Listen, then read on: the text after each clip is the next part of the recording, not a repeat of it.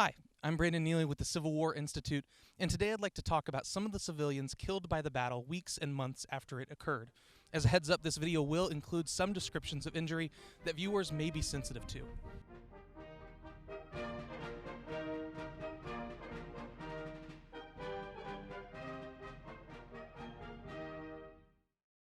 I'm standing on Cemetery Ridge, outside of Gettysburg's Evergreen Cemetery, the town's major burial ground for civilians. Just to the right of Evergreen is the Soldiers' National Cemetery, where the men who died at Gettysburg were buried, and where President Lincoln would give his Gettysburg address. Inside Evergreen Cemetery is a tombstone for Allen Frazer, a 13-year-old boy from Gettysburg who died as a result of the Battle of Gettysburg, but not during the battle itself.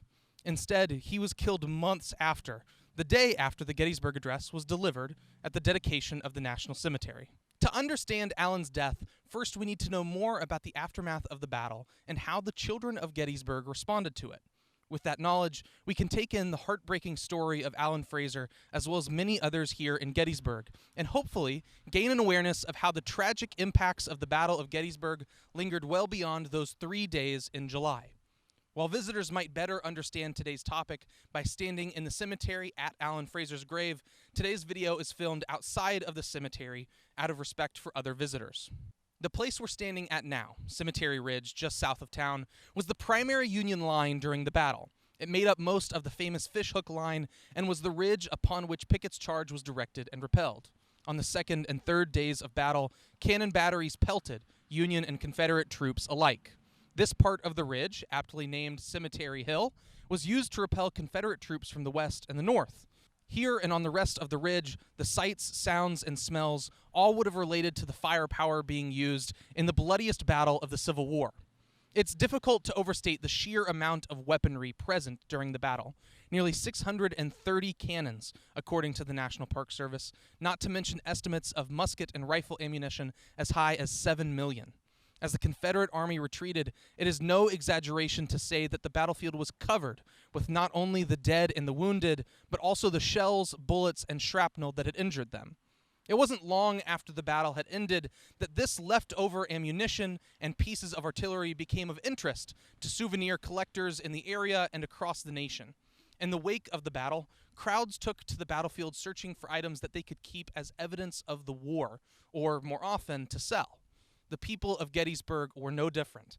A cannon shell fragment became a decorative item in the home, and bullets became toys for small children. The Daily Evening Bulletin of Philadelphia reported that there was scarcely a house in Gettysburg where one cannot see half a dozen of these dangerous missiles lying on the floor or in the yard. The children play with them, and visitors to the field are offered their choice for a small sum. In addition to ammunition, firearms dropped by wounded or killed soldiers became toys for young children like Albertus McCreary, who entertained himself by firing them into the air. A small cottage industry emerged in the war-torn town as young children and teens rushed to the ravaged landscape, sidestepping human corpses to retrieve their relics. While witness tree chunks, sections of wood with embedded bullets, were very popular, cannon shells remained a very high-value relic, in part because of the value of their lead. However, these shells were generally filled with highly explosive black powder. Even if a shell had failed to detonate during the battle, they were still active ordnance that, under the right conditions, could explode. In fact, Albertus McCreary and other boys sometimes did this for fun, making a racket that put the 4th of July in the shade. While the battle itself was over by July 3rd, the environment was filled with weaponry and ammunition that was not only dangerous, but also highly valuable. As children came into contact more often with these relics, they brought themselves closer and closer to danger. Now that we have a sense of how relic hunting impacted the area and the lives of children in Gettysburg, we can contextualize the death of Allen Frazer. Allen James Elmore Frazer was born sometime in 1810 to a very poor family. His father died when Allen was just 4 and sent away from the family in Baltimore to live with family friends here in Gettysburg. According to historian Fred Hawthorne, Allen had probably been taken in to relieve his mother of economic responsibility. As a 13-year-old at the time of the battle, it's likely that Allen was one of the many children who took to the battlefield in search of relics to collect, play with, or sell. Not only would he have been intimately familiar with the objects left behind by the ongoing war, but also with their danger. In September 1863, 17-year-old James Culp was opening cannon shells to remove the powder and shrapnel so the shell could be sold when it exploded. James' hands and legs were cut apart, and a large fragment entered his abdomen. Although doctors made an attempt to remove the fragment and save his life, James died after suffering an immense pain for almost an hour. The newspaper that reported his death remarked that several incidents have already occurred, and the wonder is that many more have not been killed. Allen would certainly have known of James Culp's death, and may have known him personally. However, this didn't mean that Allen strayed away from cannon shells or relic hunting in general.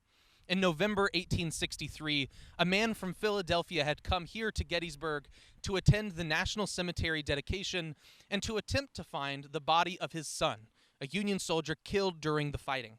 He stayed with the family that had taken in Allen and had somehow acquired an unexploded cannon shell on November 19th. On November 20th, having recovered his son's body, this man went about removing the powder and shrapnel from inside the shell by banging it on a stone. Allen Frazer, hearing the noise, approached the man, attempting to warn him of how dangerous it was. It was at that point that the shell erupted, blowing off both of the man's hands, blinding his right eye, and leaving him permanently deaf. He was lucky, however. A piece of shell fragmentation struck Allen in the abdomen, nearly cutting the boy in two. He died there within minutes. The man, despite his injuries, would go on to live a long life. Allen's ended there, a delayed casualty of the Battle of Gettysburg. This incident is significant on its own, a stark reminder of the ongoing challenges faced in not only surviving the battle itself, but the months and years that followed. But it's especially important because it isn't an isolated incident.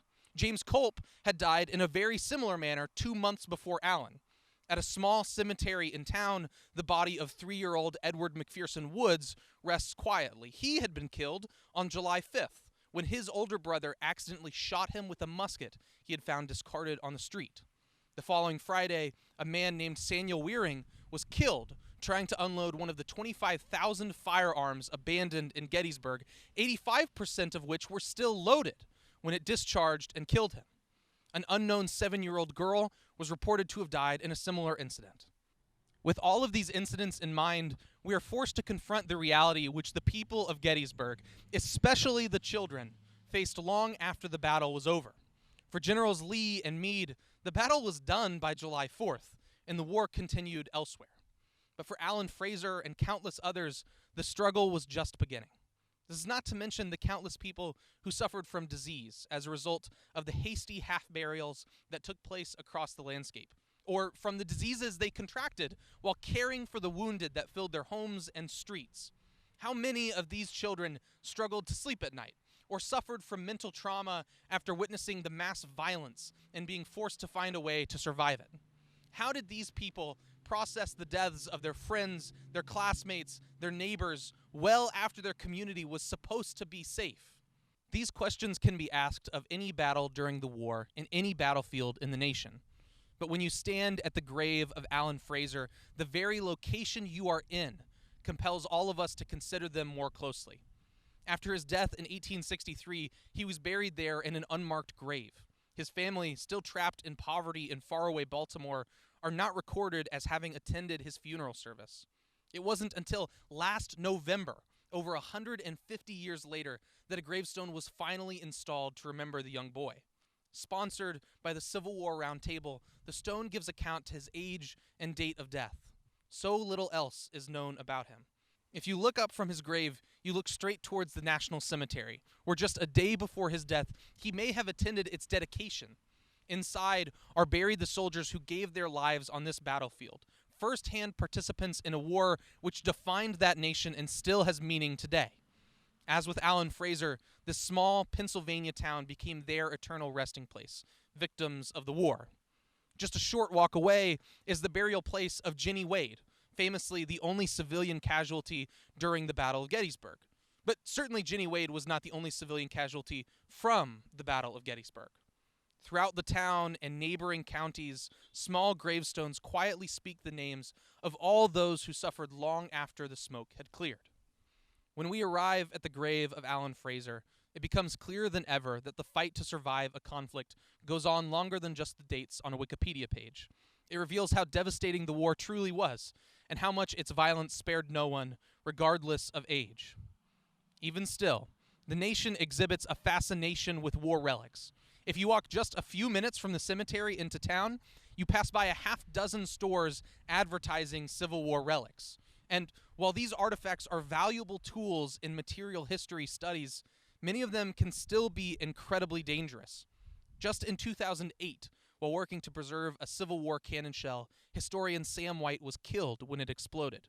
In March of this year, the University of Exeter in England discovered an unexploded bomb from World War II on their campus. The campus had to be evacuated, and a crater the size of a double-decker bus was left in its place.